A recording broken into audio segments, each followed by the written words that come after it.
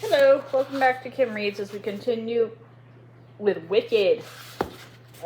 Charm Circle, Chapter 2. Glinda was changed. She knew it herself. She had come to shiz a vain, silly thing, and now she found herself in a coven of vipers. Maybe it was her own fault. She had invented a nonsense disease for Alma Clutch, and Alma Clutch had come down with it. Was this Prue's inherent talent of sorcery? Glinda opted to specialize in sorcery this year, and accepted it as her punishment that Madame Morble didn't change her roomie as promised. Glinda no longer cared. Besides, Dr. Dilliman's death, a lot of other matters now seemed insignificant. But she didn't trust Madame Morble either. Glinda had told nobody else that stupid and extravagant lie. So now she would no longer allow Madame Morble so much as a fingerhold into her life.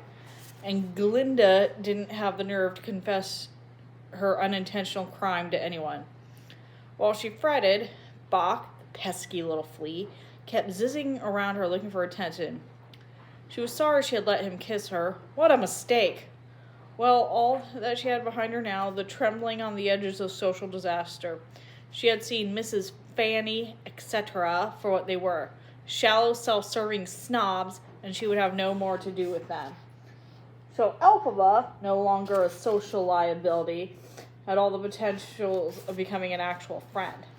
If being saddled with this broken doll of a baby sister didn't interfere too much, it was only with prodding that Glinda had gotten Elphaba to talk at all about her sister, so that Glinda might be prepared for Nessarose's arrival and the enlargement of their social circle. She was born at Colwyn Grounds when I was about 3, Elphaba had told her. My family had gone back to Colwyn Grounds for a short stay. It was one of those times of intense drought.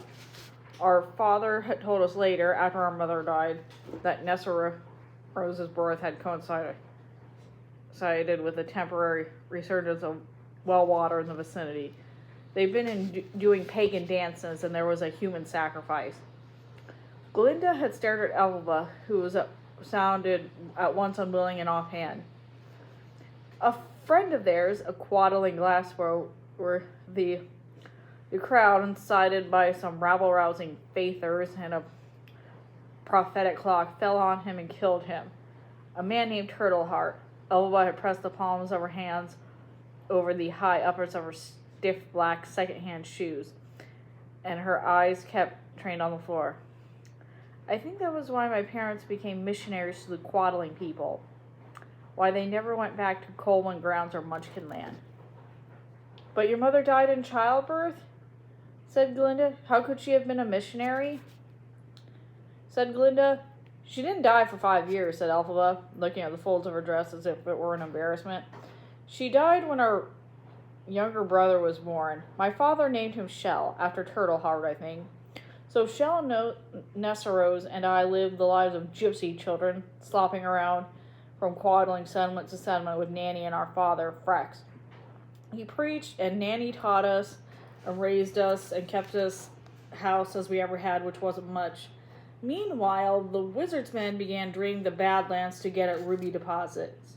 It never worked, of course. They managed to chase off the quaddlings out and kill them, round them up in settling camps for their own protection, and starve them. They despoiled the Badlands, raked up the rubies, and left. My father went barmy over it. There never were enough rubies to make it worth the effort. We still have no canal system to run legendary water from the Vincus all the way to the cross-country to Munchkin Land. And all the drought, after a few promising reefs, continues us unabated. The animals were recalled to the lands of their ancestors, a ploy to get farmers a sense of control over something anyway. It's a systematic marginalization of populations, Glinda. That's what the wizard's all about. We were talking about your childhood, said Glinda. Well, that's it. That's all part of it. You can't divorce your particulars from politics, Elphaba said. You know what we ate? How we played? I want to know what Nessarose is like. And Shell, said Glinda. Nessarose is a strong-willed semi-invalid, said Elphaba. She's very smart and thinks she is holy. She hasn't inherited my father's taste for religion. She isn't good at taking care of other people because she has never learned how to take care of herself. She can't. My father required me to babysit her through most of my childhood. Well, she'll do it again when Nanny dies. I don't know. I suppose I'll have to take care of her again. Oh, what a hideous prospect for a life, said Glinda before she could stop herself. Elphaba only nodded grimly. I can't agree with you more, she said. As for Shell, continued Glinda, wondering what fresh pain she might tread upon. Male and white and whole, she said. He's now about 10, I guess. We'll stay at home and take care of our father. He is a boy, just as boys are. A little dull, maybe, but he hasn't had the advantages we've had. Which are, prompted Glinda. Even for a short time, said Elphaba, we had a mother. Giddy, alcoholic, imaginative, uncertain, desperate, brave, stubborn, and supportive. We had her, Mullane. No, Shell had no mother but Nanny, who did her best. And who was your mother's favorite? Said Glinda. Can't tell that, said Elphaba casually. Don't know. Would have been Shell, probably since he's a boy, but she died without ever seeing him, so she didn't even get the small consolation. Your father's favorite? Oh, that's easy, said Elphaba, jumping up and finding her books on the shelf and getting ready to run out and stop the conversation in its tracks. That's Nessarose. You'll see why when you meet her. She'd be anyone's favorite. She skidded out of the room with no more than a brief flurry of green fingers, a goodbye. Glinda wasn't so sure she'd favorite Elphaba's sister.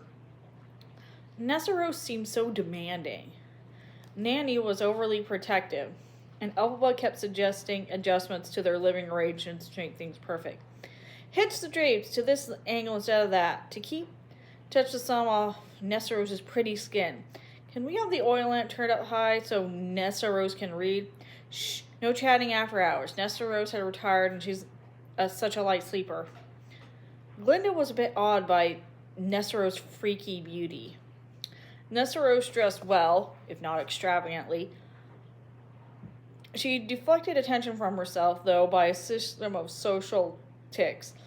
The head lowered in a sudden onslaught of devotion, the eyes batting. It was such especially moving and irritating. You'd have to wipe away a trickle of tears brought on by some epiphany in Nessarose's rich inner spiritual life of which bystanders could have no inkling. What did one say? Glinda began to retreat into her studies. Sorcery was being taught by a loose new instructor named Miss Grayling. She had a gushing respect for the subject, but it soon became apparent little natural ability. At most, it's elemental. The spell is no more than a recipe for change. She would flute at them, but when the chicken she tried turned to a piece of toast became instead a mess of used coffee grounds cupped in a lead of sleep, the students all made a mental note never to accept an invitation to dine with her. In the back of the room, creeping with pretended invisibility so she might observe, Madame Morble shook her head and clucked. Once or twice she couldn't stop herself from interfering. No dab hand in the sorcerer's parlor, one. She would protest. Yet surely, Miss Grayling, you've omitted the steps to bind and convince. I'm merely asking. Let me try. You know, I take a special pleasure in a training of our sorceresses. Evidently, Miss Grayling sat on what was left of her previous demonstration, or dropped her purse, clapped into a heap of shame and mortification. The girls giggled and didn't feel like they were learning much. Or were they? The benefit of Miss Grayling's clumsiness was that they were not afraid to try for themselves, and she didn't stint in enthusiasm if a student managed to accomplish the day's task. The first time Glinda was able to mask a spool of thread with a spell of invisibility, even for a few seconds, Miss Grayling clapped her hands and jumped up and broke a heel off her shoe. It was gratifying and encouraging. Not that I have any objection, said Elphaba one day, when she, Glinda, Nessarose, and inevitably Nanny sat under a pearl fruit tree by the suicide canal. But I have to wonder, how does the universe get away with teaching sorcery when its original charter was so strictly unionist? Well, there isn't anything inherently either religious or non-religious about sorcery, said Glinda. Is there? There isn't any other inherently pleasure faithist about it either. Spells, changing apparitions. It's all entertainment, said Elphaba. It's theater. Well, it can look like theater. In the hands of Mrs. Grayling, it can often look like bad theater, admitted Glinda. But the gist of it isn't concerned with application. It's practical still, like reading and writing. It's not that you can, it's what you read or write. Or if you excuse the play on words, what you spell. Father disapproved mightily, Nessarose said in the deluxe tones of the unflappably faithful. Father always says the magic was the sleight hand of the devil. He said pleasure faith was no more than an exercise to distract the masses from the true object of their devotion. That's a unionist talking, said Glinda, not taking offense. A sensible opinion, but if you're up against the charlatans or street performers, but sorcery doesn't have to be that. What about the common witches up in the Glickus? They said the cows they've imported from Munchkin Land so they don't go moving over the edge of some precipice. Who would ever afford to put a fence over every ledge there? The magic is a local skill, a contribution to community well-being. It doesn't have to supplement religion. It may not have to, said Nessarose, but if it tends to, then we may have a duty to be wary of it. Wary, yes, well, I'm water, the water I drink. It might be poison, said Glinda. That doesn't mean I stop drinking water. Well, I don't think it's so big of an issue, said Elphaba. I think sorcery is trivial. It's concerned with itself mostly. It doesn't lead outward.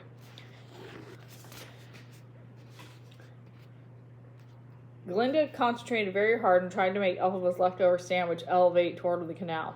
She only succeeded in exploding the thing in a small combustion of mayonnaise and shredded carrot and chopped olives. Nessarose lost her balance laughing, and Nanny had to prop her up again. Elphaba was covered in bits of food, which she pricked off herself and ate to the disgust and laughter of everyone else. It's all effects, Glinda, she said. There's nothing ontologically interesting about magic. Not that I believe in unionists either. She protested. I'm an atheist and a spiritualist. You say that to mock and scandalize, said Nessarose primly. Glinda, don't listen to a word of her.